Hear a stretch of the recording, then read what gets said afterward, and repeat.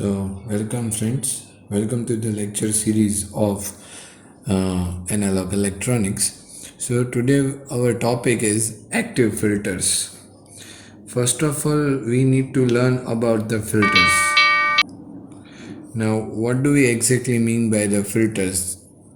The filter is nothing but which carries out a filtering process.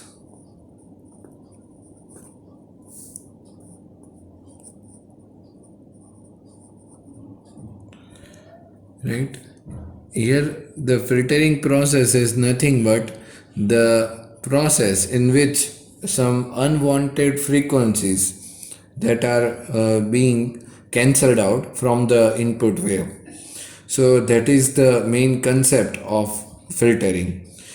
Now, why we are concerned about this filter? So, let's understand this thing that there are basically two types of filters. The first is active filter and the second is passive filter. So till date, whichever the filters you have studied in your engineering, these all are passive filters. What types of filters are there? Then if we see that it should be R filter, the second is RC filter, the third is LC filter, and the last one, that is pi filter. So this all are the filters. But why these filters are called as an passive? That is the main reason behind this is that they use only resistor, inductor and capacitor. So this all three are the passive devices. Why?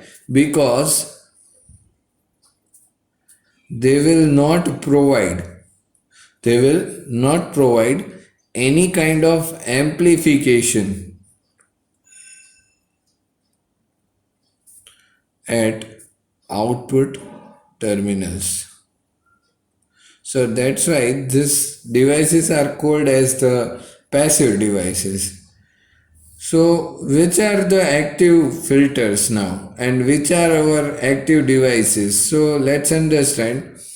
There are filters which are having some BJT, diode and MOSFET or any other switches, power electronic switches, which are supposed to provide you some amplification. Here we can include also the operational amplifier, that is our IC741. So this all devices are considered as the active devices. Active devices, this all are. And these devices are called as the active because of their amplification characteristics. So if we use this kind of devices for the amplification purpose, then it is called as the active filter. So for the sake of understanding, if we take op-amp as an device for the filtering purpose, then basically it is characterized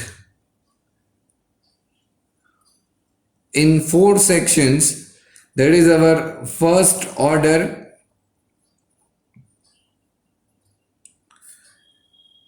Butterworth filter,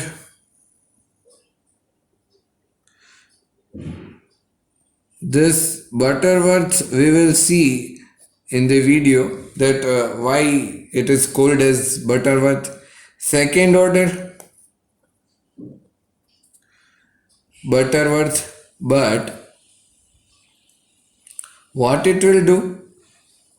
This both will allow only low frequencies. That's why they are called as low pass filter. And here the name will be same, that is first and second, but this will allow high frequencies to flow through.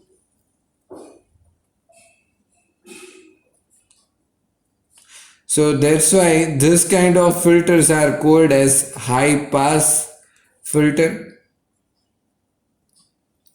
So this is the technique and how it can be characterized that we have seen in this section, that what kind of filters are being used and why they are called as active filters or passive filters. We have seen these things that R, RC, LC and pi filter we have already studied in the subject of basic electronics.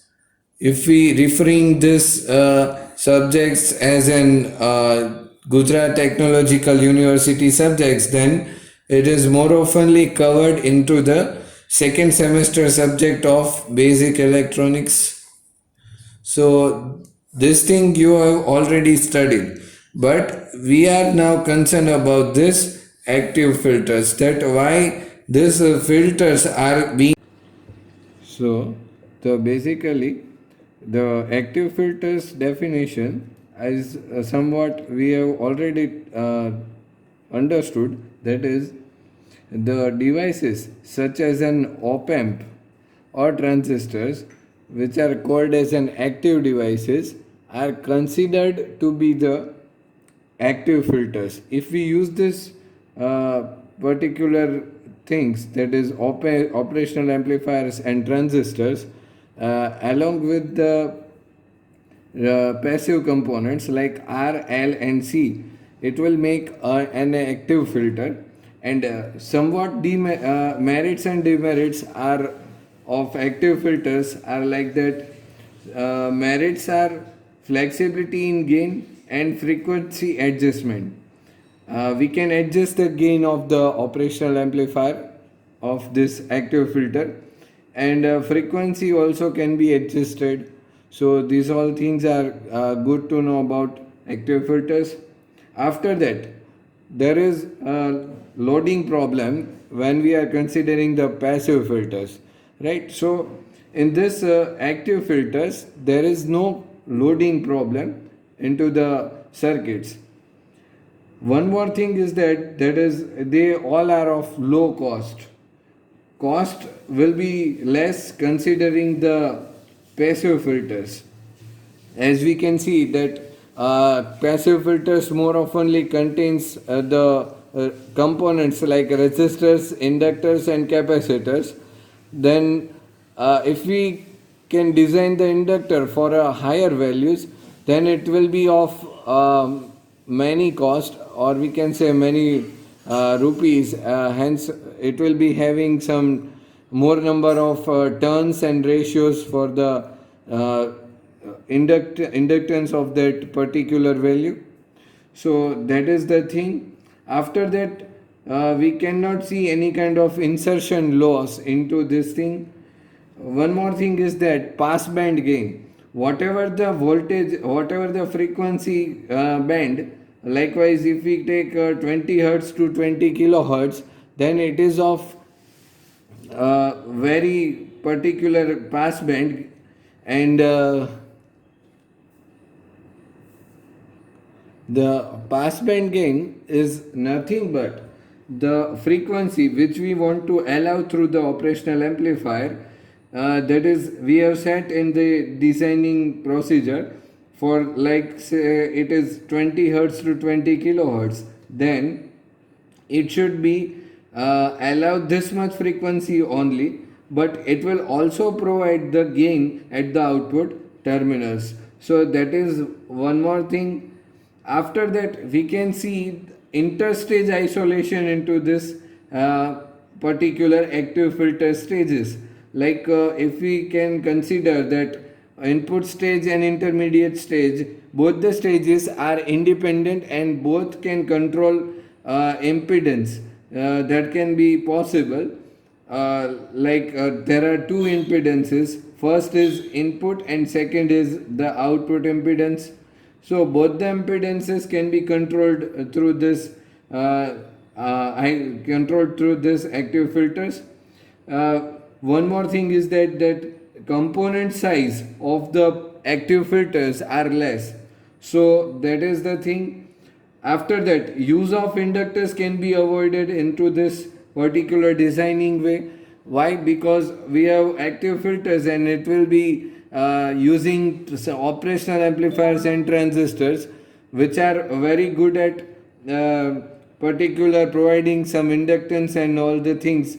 So there will be no requirement of this inductance and capacitance and resistance externally. But we are more concerned about the inductors. Why? Because the designing procedure and the cost will affect, can be reduced by this inductors only if we can choose wisely then. But here you can see that inductors can be avoided, so it's good to use active filters.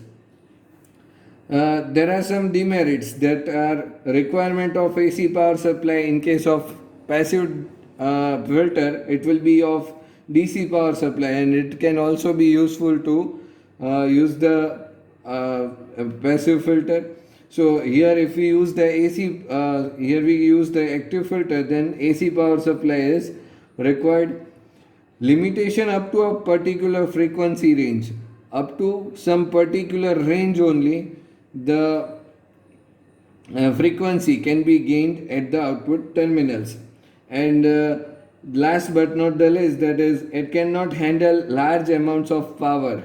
So that is the main thing. If we want to handle the large amounts of power, the components which are being used in this active filters need to be selected wisely for the higher ratings of the values.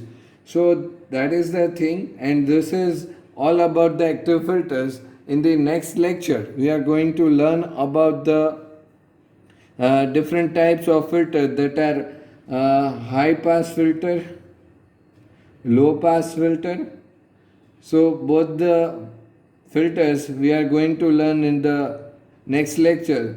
They will have two different sections, that is our first order, second order. It will also have first order and the second order.